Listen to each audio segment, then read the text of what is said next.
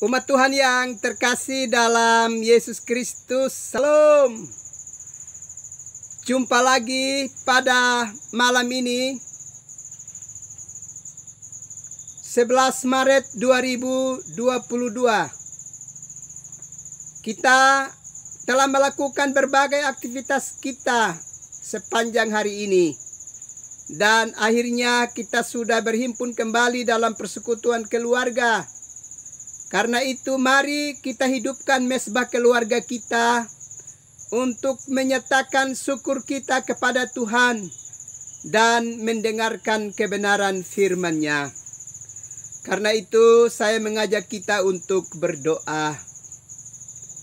Ya Bapa, kami bersyukur untuk hidup dan kehidupan yang Tuhan anugerahkan kepada kami. Malam ini sebelum kami beristirahat, kami mau mendengarkan kebenaran firman-Mu. Datanglah dan berkati kami sekalian. Demi Yesus Kristus, firman yang hidup itu kami berdoa. Amin. Umat Tuhan yang terkasih, kita mendengarkan kebenaran firman Allah dalam Injil Lukas pasalnya yang ke-23 ayatnya yang ke-42. Beginilah bunyi firman Allah. Lalu ia berkata, Yesus, ingatlah akan aku apabila engkau datang sebagai Raja. Bapak Ibu, saudara-saudara yang terkasih dalam Yesus Kristus.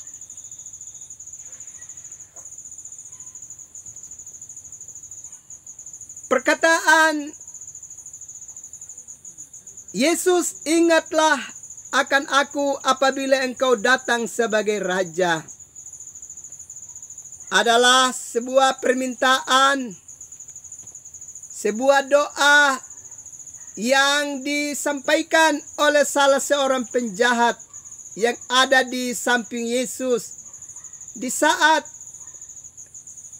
bersama-sama dengan Yesus disalibkan di Bukit Golgota. Ternyata berbagai-bagai tindak kejahatan yang telah mewarnai hari-hari hidup dari pribadi yang satu ini, ujungnya adalah penderitaan dan kematian. Ternyata pribadi yang satu ini tidak memanfaatkan waktu pemberian Tuhan dan mengisinya dengan perbuatan-perbuatan yang berkenan dan yang mempermuliakan nama Tuhan dan yang mendatangkan damai sejahtera bagi hidup sesama umat manusia.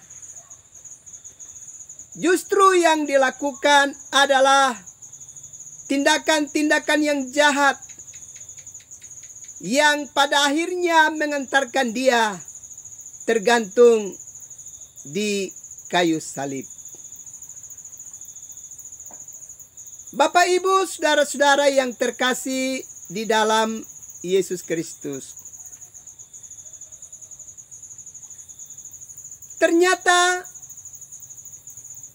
pribadi yang satu ini yang selama hidupnya berbuat yang keji disalibkan bersama-sama dengan Yesus yang dalam hari-hari hidupnya telah membuat perkara-perkara yang berkenan, yang memberi pertolongan kepada sesama umat manusia. Dan orang yang berseru kepada Yesus, ingatlah aku apabila engkau datang sebagai Raja,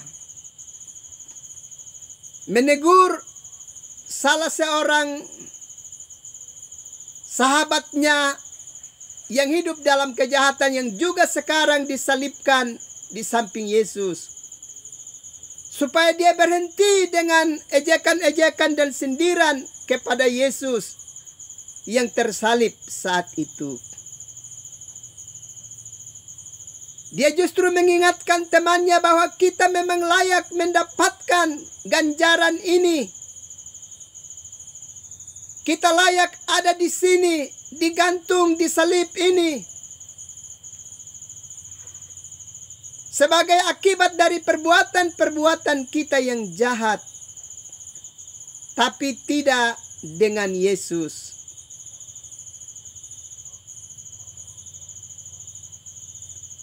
Sebenarnya dari apa yang dikatakan oleh salah seorang penjahat di samping Yesus,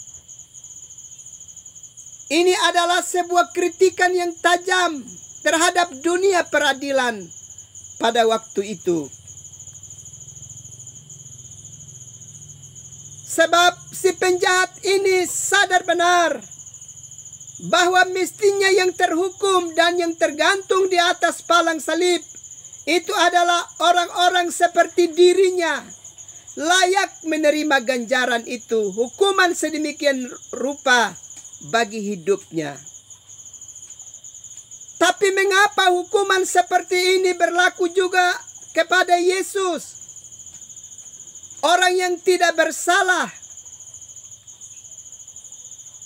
Karena itu sekali lagi apa yang dikatakan oleh salah seorang penjahat, Yesus, ingatlah akan daku apabila engkau datang sebagai raja. Sekaligus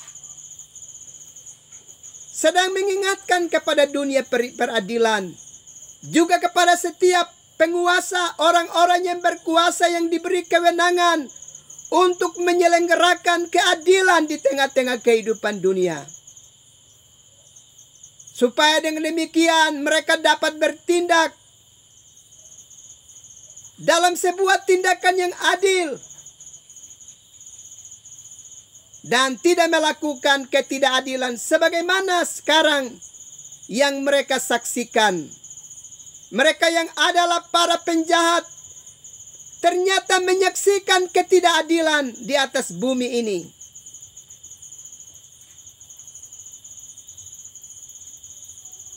Bapak, Ibu, saudara-saudara yang terkasih di dalam Yesus Kristus. Selanjutnya melalui bagian ini kita bisa perhatikan bahwa apa yang dikatakan oleh Yesus terhadap si penjahat yang memohon belas kasih dari dirinya. Pada ayat yang ke-43, aku berkata kepadamu, sesungguhnya hari ini juga engkau akan bersama-sama dengan aku di dalam Firdaus.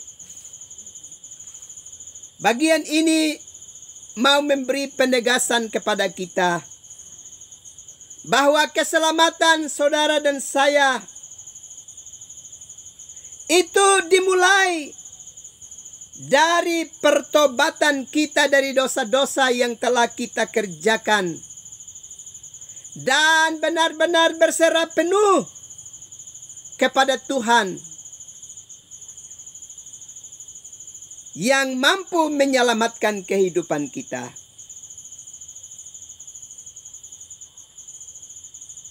Lebih daripada itu,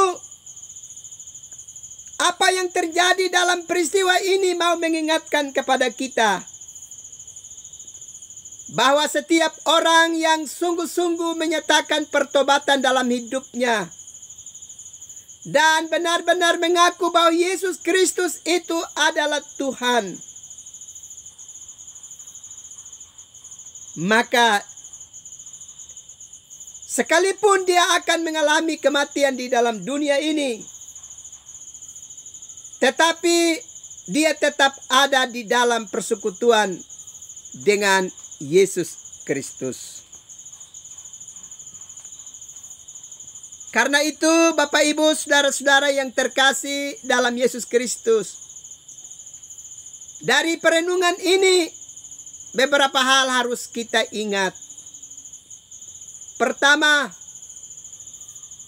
si penjahat yang tergantung di atas kayu salib, yang sekarang sedang berserah diri dan memohon kasih karunia dari Yesus Kristus, mau mengingatkan kepada kita bahwa kita harus berhenti dari tindakan-tindakan hidup kita yang jahat, dari perbuatan-perbuatan yang keji, perbuatan-perbuatan yang jahat di dalam hidup kita.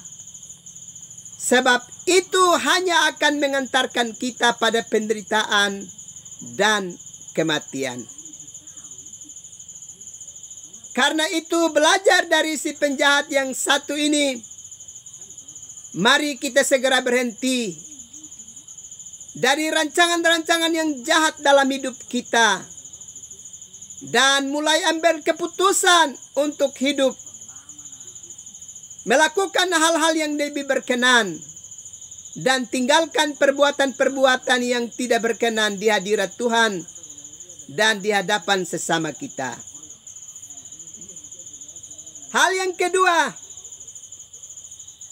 bahwa kita memang harus mengalami pertobatan di dalam hidup ini. Kita tidak boleh mengikuti penjahat yang lain yang ada di samping Yesus, yang terus mengejek Yesus sekalipun sudah ada di atas kayu salib. Kita tidak boleh belajar dari pribadi yang satu itu, karena itu tidak dapat menolong kelanjutan hidup kita. Hal yang ketiga yang kita belajar dari penjahat yang menyatakan pertobatan ini, ternyata kematian di bumi ini bukan akhir dari relasi kita dan urusan kita dengan Yesus Kristus. Perhatikan baik-baik apa yang dikatakan oleh penjahat tadi pada ayat yang ke-42. Lalu ia berkata, Yesus, ingatlah akan aku apabila engkau datang sebagai Raja. Sekali lagi, bagian ini menegaskan kepada kita bahwa sekalipun kita akan mengalami kematian di bumi ini, tapi kematian fisik yang kita alami itu tidak membuat urusan kita dan kebersamaan kita dengan Yesus juga sudah terhenti. Sama sekali tidak. Urusan dan kebersamaan kita dengan Yesus itu akan tetap berlangsung. Karena itu, berhenti dengan perbuatan-perbuatan yang jahat di dalam hidup kita, supaya ketika kematian itu menjadi bagian bagi kita, kita punya kesempatan untuk bersama-sama dengan Yesus di dalam rumah Bapa. Dan jangan pernah terus hidup di dalam dosa. Jika kita terus hidup di dalam dosa, kita tetap akan berurusan dengan Tuhan. Tapi urusan kita dengan Tuhan adalah penghakiman bagi kehidupan kita. Dan kita bisa dilemparkan ke dalam lautan api. Hal yang keempat, dari bagian yang kita belajar malam ini, semua kita yang sungguh-sungguh bertobat dan benar-benar mengaku bahwa Yesus Kristus itu adalah Tuhan, kita tetap bersama-sama dengan Yesus sekalipun nanti kita mengalami kematian di dalam dunia ini. Karena itu, jangan pernah tinggalkan Yesus. Tetap berserah diri dan sungguh-sungguh percaya kepada Dia.